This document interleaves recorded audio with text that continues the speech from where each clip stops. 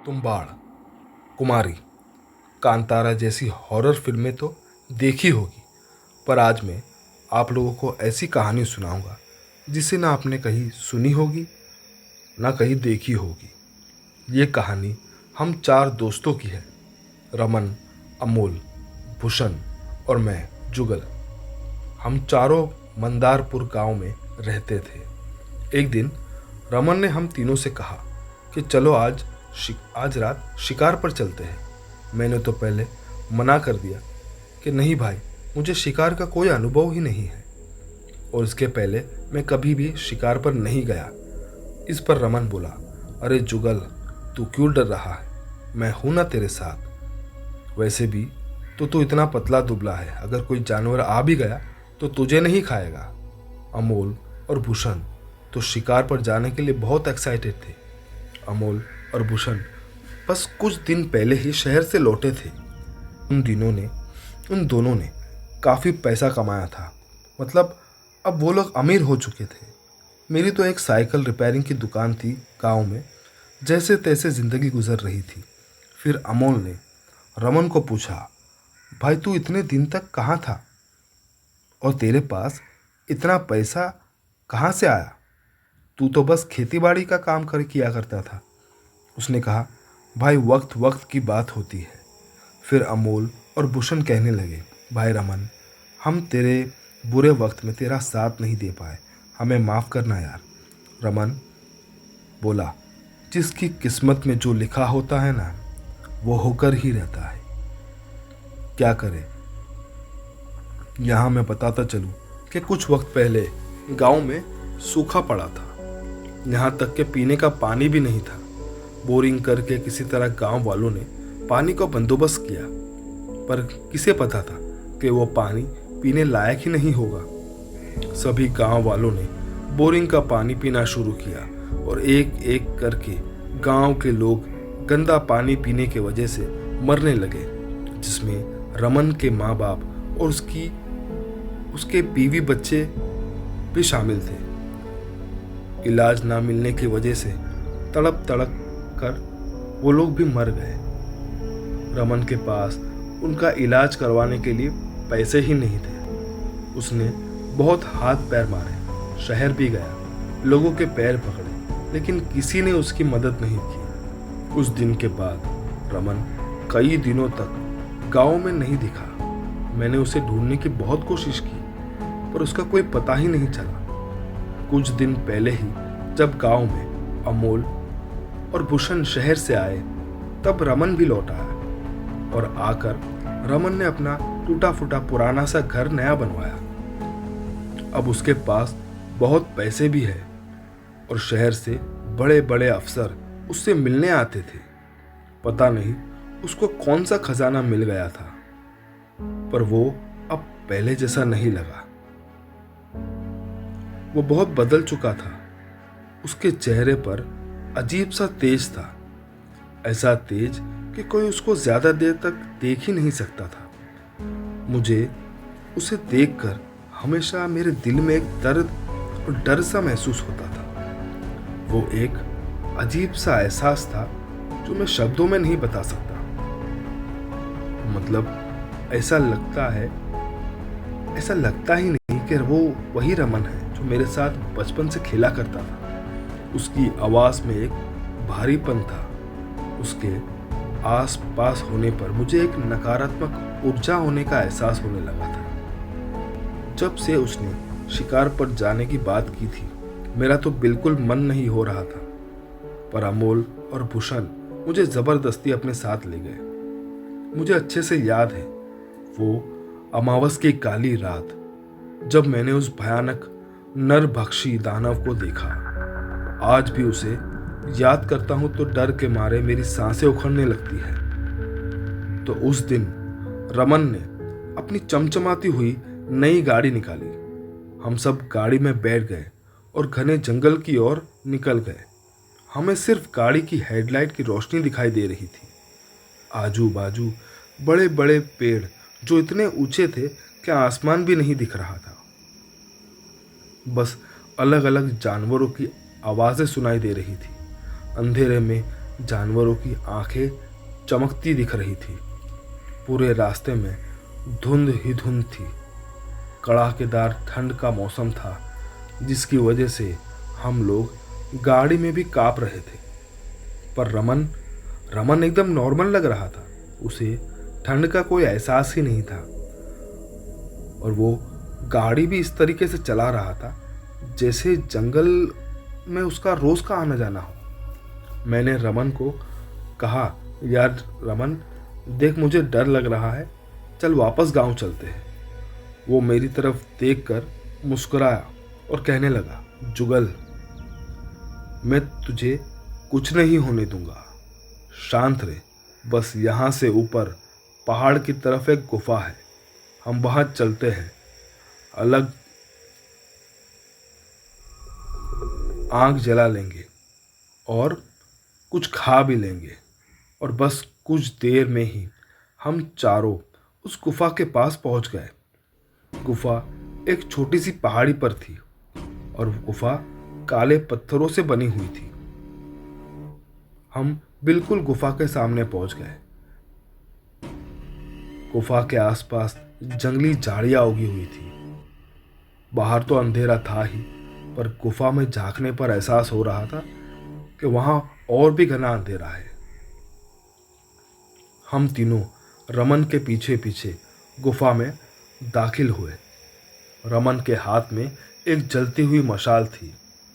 जैसे ही हम अंदर घुसे, उस गुफा में से अजीब सी बदबू आ रही थी, जिससे मेरा सर भारी होने लगा और चक्कर सा आने लगा। रमन ने मेरे चेहरे पर पानी के थोड़े चींठे मारे और कुछ पीने को दिया, जिससे मुझे थोड़ा अच्छा लगने लगा और ठंड लगना भी बंद हो गई। रमन ने हम तीनों को गुफा में एक जगह बैठा दिया। कुछ ही देर में मेरे हाथ पैर सुन्न होने लगे। मेरी ऐसी हालत देखकर अमोल और भूषण घबरा रहे थे, पर रमन ने उनको कहा कि फिक्र की कोई बात नहीं है। मैंने उसे एक काढ़ा पिलाया है, जिसकी वजह से उसके हाथ पैर थोड़ी देर तक सुन्न रहेंगे, पर जल्दी ही वो ठीक हो जाएगा। फिर भूषण ने रमन को कहा, अब भाई बहुत जोर से भूख लगने लगी है, खाने के लिए कुछ लाया है तू? उसने कहा, खाने के लिए तो है, पर तू वो खा नहीं पाएगा। बस कुछ देर रुक, तुझे भूख का एहसास ही नहीं होगा। और कहने लगा कि मैं गुफा के थोड़ा और अंदर जाके आता हूँ। फिर रमन गुफा के और अंदर चला गया। थोड़ी देर में हम तीनों ने एक आवाज़ सुनी, जो शायद किसी भयानक जानवर की लग रही थी। ऐसी आवाज़ सुनकर अमोल और भूषण को ठंड में भी पसीने आने लगे। अब मेरे थोड़े हाथ पैर हिलने लगे थे। काढ़े का असर कम हो रहा था। तब हमें किसी की फुसफुसाने की आवाज़ आने लगी। रमन किसी से बात कर रहा था। हम लोग सोचने लगे कि ये रमन किससे बात कर रहा है। अब जहाँ गुफा में ठंडी हवाएं चल रही थी, वहीं गुफा में तंदूर जैसी गर्म हवाएं चलने लगी।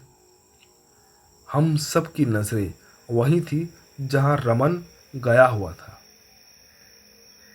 हमने देखा कि रमन धीरे धीरे हमारी ओर आ रहा है, और उसके पीछे एक अजीब सा दानव है, जो हमें ठीक से दिख नहीं रहा था, पर उसके कदमों की आवाज़ सुनाई दे रही थी, और वो भयानक आवाज़ें भी कर रहा था।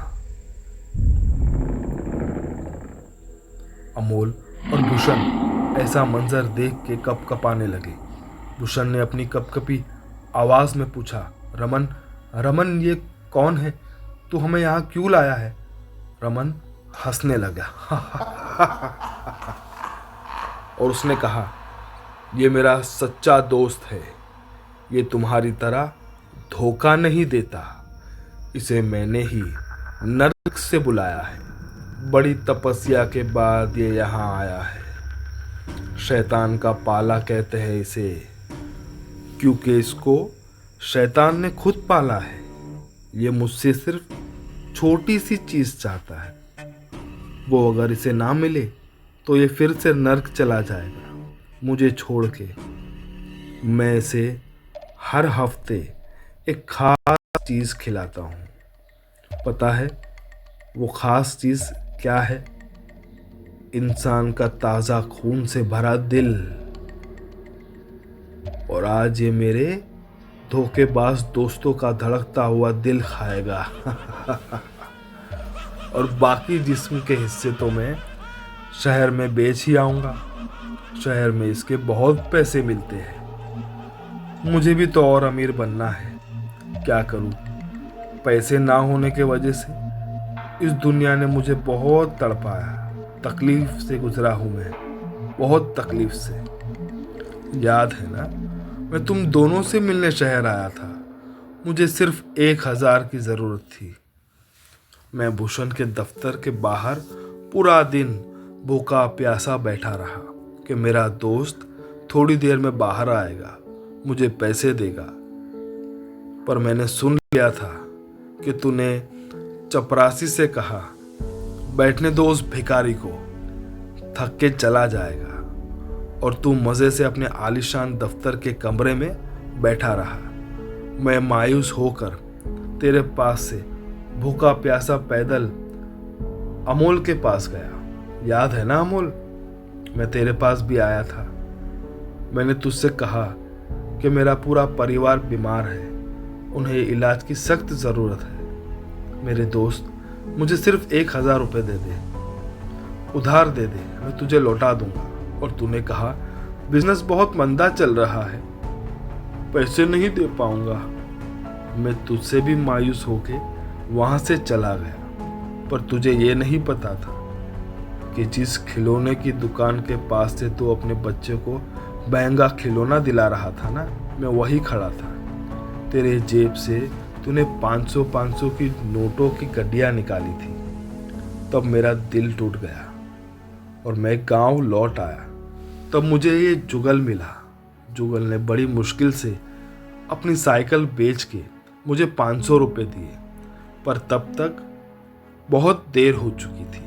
मेरा परिवार तड़प तड़प कर मर चुका था और मैं अपनी जान देने के लिए जंगल की पहाड़ी पे आया था, जहां मुझे एक गुफा नजर आई। और इस गुफा में मुझे एक 1000 साल पुरानी ये किताब मिली, जिसमें लिखा था कि किस तरह मैं खुद की बलि देकर नर्क से इस शैतान को बुला सकता हूँ। मैंने 3 दिन और 3 रात बिना कुछ खाए मंत्र का जाप किया, पर कुछ नहीं हुआ। और जब मुझे लगा कि ये किताब में जो कुछ भी लिखा है सब झूठ है, हार कर मायूस होकर मैंने अपना गला काटने की कोशिश की थी।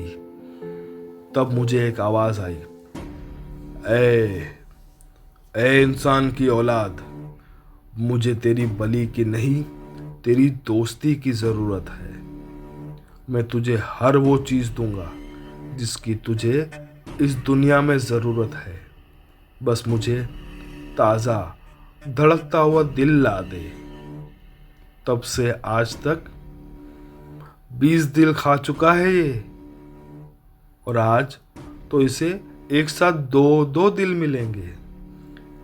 एक दिल के बदले में 1 हीरा, और 2 दिल के बदले में 2 हीरे, एक मेरा और एक जुगल का।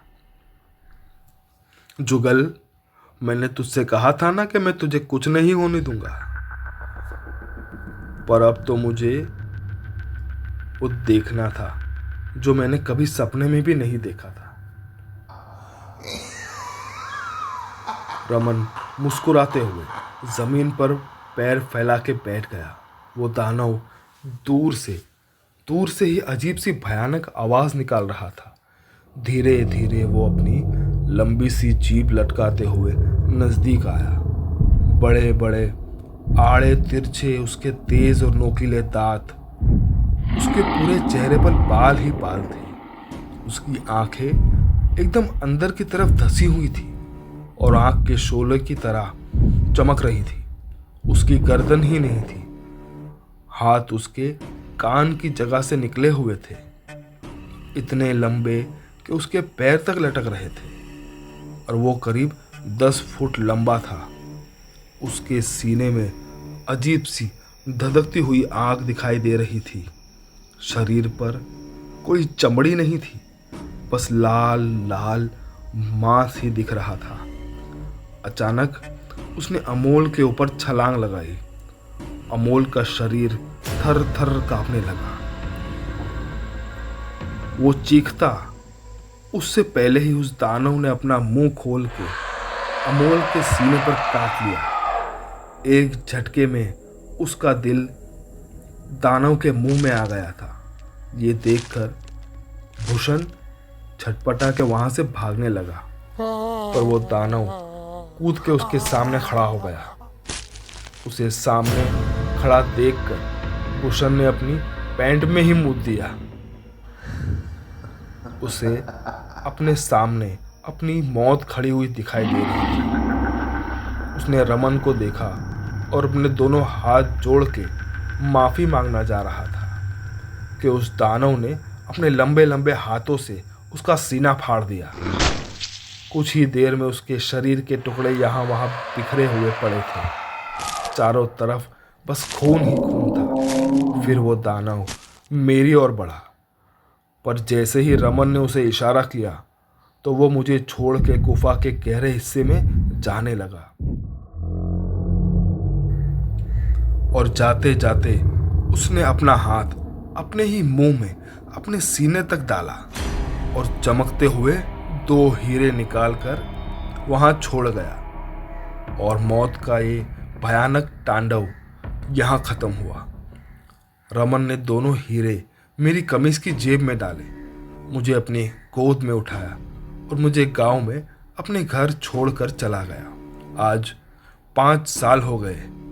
मैंने रमन को कभी दोबारा नहीं देखा और मैंने कभी इस घटना के बारे में किसी को नहीं बताया, पर वक्त वक्त पर खबर सुनता रहता हूँ कि अब भी लोग अलग अलग जगह से गायब हो रहे हैं और गायब होने के बाद कभी कोई वापस नहीं मिलता। तो ये थी दिल दहला देने वाली खौफनाक दानव की